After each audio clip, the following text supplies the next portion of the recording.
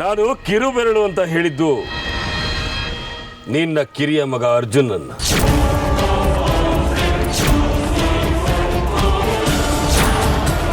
ನೀನು ಜೀವಂತವಾಗಿರಬೇಕು ಅಂದ್ರೆ ನಿನ್ನ ಮಗ ಅರ್ಜುನ್ ಆಹುತಿ ಆಗಲೇಬೇಕು. ಇದನ್ನ ಬಿಟ್ಟು ನಿನಗೆ ಅನ್ಯ ಮಾರ್ಗ ಇಲ್ಲ ವಿಷ್ಣು.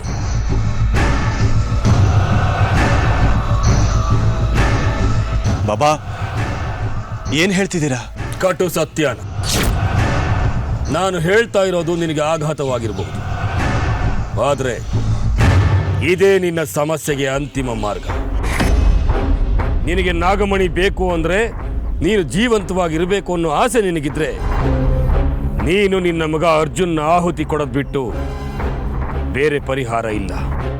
ಅರ್ಜುನ್ನ ಬಲಿ ಕೊಡೋದ್ರಿಂದ ನಾಗಮಣಿ ನನ್ನ ವಶವಾಗುತ್ತಾ? ನಿಸ್ಸಂದೇಹವಾಗಿ ಮತ್ತೆ ನಿನ್ನ ವಶಕ್ಕೆ ಬರುತ್ತೆ.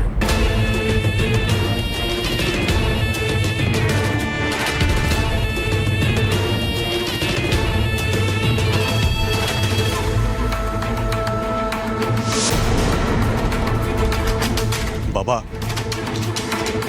ಹೆತ್ತ ಮಗನನ್ನ ಬಲಿ ಕೊಟ್ಟು ನಾಗಮಣಿಯನ್ನ ಪಡ್ಕೋಬೇಕು ಅನ್ನೋ ಆಸೆ ನನಗಿಲ್ಲ. ನಾಗಮಣಿ ನನಗೆ ಸಿಗದೇ ಇದ್ರೂ ಪರವಾಗಿಲ್ಲ, ನಾನು ನನ್ನ ಮಗನನ್ನ ಮಾತ್ರ ಕಳ್ಕೊಳ್ಳೋಕೆ ತಯಾರಿಲ್ಲ.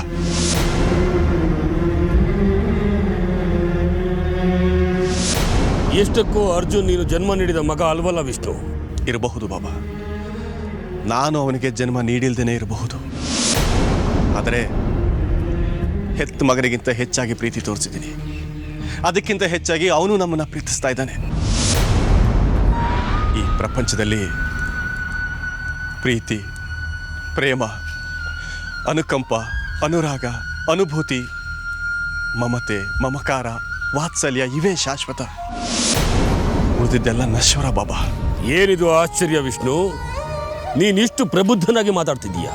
ಕೆಲವೊಂದು ಘಟನೆಗಳು ಮನುಷ್ಯನ ಮನಸ್ಸನ್ನು ಬದಲಾಯಿಸುತ್ತವೆ ಬಾಬಾ. ನಿನ್ನ ಬದಲಾವಣೆಗೆ ಕಾರಣವಾದ ಆ ಘಟನೆಯಾದ್ರೂ ಏನು ವಿಷ್ಣು? ಸ್ವಿಮ್ಮಿಂಗ್ ಪೂಲಲ್ಲಿ ಯಾರೋ ನನ್ನನ್ನು ಕೊಲ್ಲೋದಕ್ಕೆ ಪ್ರಯತ್ನ ಪಟ್ಟರು ಅಂತ ಹೇಳಿದ್ನಲ್ಲ, ಆಗ ನನ್ನನ್ನು ಉಳಿಸ್ಕೊಳ್ಳೋದಕ್ಕೋಸ್ಕರ ಅರ್ಜುನ್ ಎಷ್ಟೆಲ್ಲ ಕಷ್ಟಪಟ್ಟ ಅಂತ ಗೊತ್ತಾ ನಿಮಗೆ? ಅಂಥ ಮಗನನ್ನ ಹೇಗಾದರೂ ನಾನು ಆಹುತಿ ಕೊಡಲಿ, ನೀವೇ ಹೇಳಿ. ನೀನು ಹೇಳೋದೇನೋ ಸರಿ, ಆದರೆ ನೀನು ಈ ವಿಷಯದಲ್ಲಿ ಇನ್ನೊಂದ್ಸಲ ಯೋಚಿಸೋದು ಒಳಿತು ಅನ್ನೋದು ನನ್ನ ಅಭಿಪ್ರಾಯ. ತನ್ನ ಸಂತೋಷಕ್ಕೋಸ್ಕರ ತನ್ನ ಮಗನನ್ನೇ ಸ್ಮಶಾನಕ್ಕೆ ಕಳಿಸೋದಕ್ಕೆ ಯಾವ ತಂದೆ ಮನಸ್ಸು ಒಪ್ಪೋದಿಲ್ಲ ಬಾಬಾ. ನನಗೆ ನನ್ನ ಮಗನೇ ಮುಖ್ಯ. ದಯವಿಟ್ಟು ನನ್ನನ್ನು ಕ್ಷಮಿಸಿ.